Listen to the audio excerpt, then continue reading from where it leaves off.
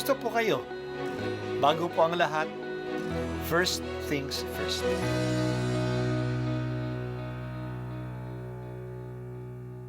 Good morning po. Sinisimulan po natin ngayon ang first things first. At dito po, tinatalakay natin sa unang bahagi ng umaga natin ay ang first readings na binabasa po sa banal na misa. Ito pong tinatalakay natin kasi madalas po kasi marami na tayong alam tungkol sa gospel readings. Pero konti po ang nagsasalita sa first readings. Pero ang first readings, bahagi din po yan ng Biblia, ng banal na kasulatan. Kaya susubaybayan po natin ang mga first readings, basahin po natin at kuminsan kailangan ng basahin ng 2 o 3 beses bago maintindihan kasi hindi po tayo familiar sa mga istorya at sa mga kaisipan na tinatalakay dito. Ang pagbasa mula sa aklat ni Propeta Zacarias. Sinabi ng Panginoon, "Umawit ka sa kagalakan, bayan ng Sion, pagkat maninirahan na ako sa piling mo." Sa araw na yaon, maraming bansa ang sama-samang magpupuri sa Panginoon at pasasakop sa Kanya. Siya'y maninirahan sa gitna ninyo.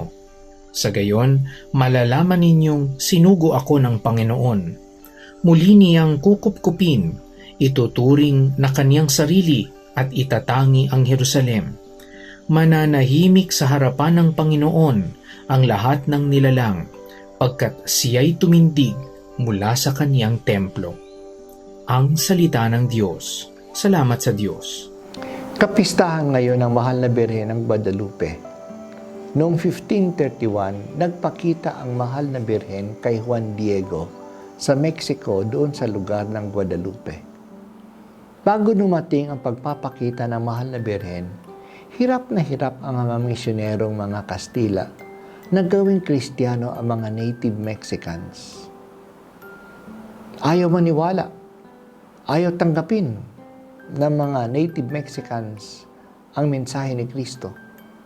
Pero nagpakita ang mahal na Birhen kay Juan Diego na isang Mexican Indian na halos walang pinag-aralan. Nagpakita siya bilang isang Mexican na babae na nakadamit sa lokal na damit nila. Siya noon ay buntis at ito ay tinatanda ng itim na tali sa kanyang baywang na siyang tanda ng mga buntis ng mga babae Mexican noon. Nagsalita siya sa lingwahe ng mga Indians, hindi sa Espanyol. Ang malakas na mensaheng ito ay si Maria ay kaisa ng mga Mexican natives at siya ay malapit sa kanilang kalagayan. Mula noon ay biglang dumami ang naging mga Katoliko. Buong lugod na niyakap ng Mexico ang pananampalataya.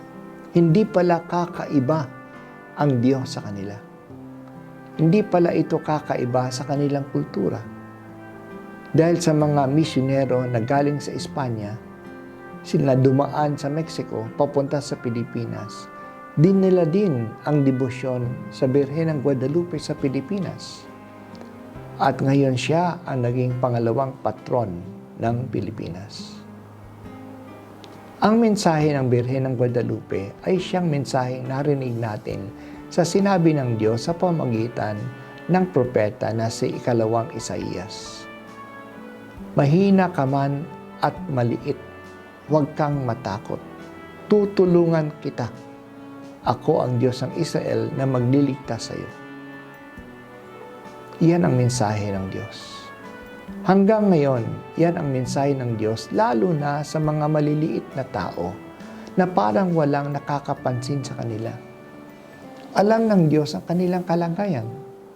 Kahit na hirap sila, tulad ng mga taong uhaw na uhaw, sabi ng Diyos. Akong Panginoon ang gagawa ng paraan. Ang Diyos ng Israel ay hindi magpapabaya. Ang tigang na burol ay magkakailog. Bubukal ang masagalang tubig. Tutubo ang maraming tanim at punong kahoy. mananagana ang lahat. Gagawin ito ng Diyos. Kailangan natin ang mensaheng ito, lalo na ngayon na panahon ng global warming. Ang talagang tinatamaan nito ay ang mga mahihirap. Parang helpless sila pagdating ng tag-init at tagtuyo. Apektado ang kanilang mga tanim. Ganon din kapag sobra ang ulan. Alam ng Diyos ang nangyayari sa kanila. Kaya huwag tayong mawala ng pag-asa.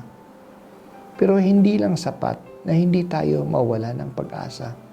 Magsikap din tayo para matamo ang ating inaasahan. Alam niya na ang pagsisikap natin ay magkakabisa. Kung akala natin na malayo ang Diyos, gumawa tayo ng paraan na lumapit sa Kanya. Kung mahirap tayo sa buhay, kumilas din tayo para sa ating hanap buhay. Kung nandiyan ang global warming, magtanim tayo ng puno at huwag magtapon ng mga basura. Ang pagsisikap natin kahit na maliit lamang ay nagpapahiwatig ng hindi tayo nagpapabaya at tayo ay tutulungan ng Diyos. Mahal na Birhen ng Guadalupe, salamat sa pagpaparamdam mo na ang Diyos ay nakikiisa sa aming abang kalagayan. Ihanda mo kaming tanggapin ang mga dakilang bagay na gagawin ng Diyos para sa aming kaligtasan.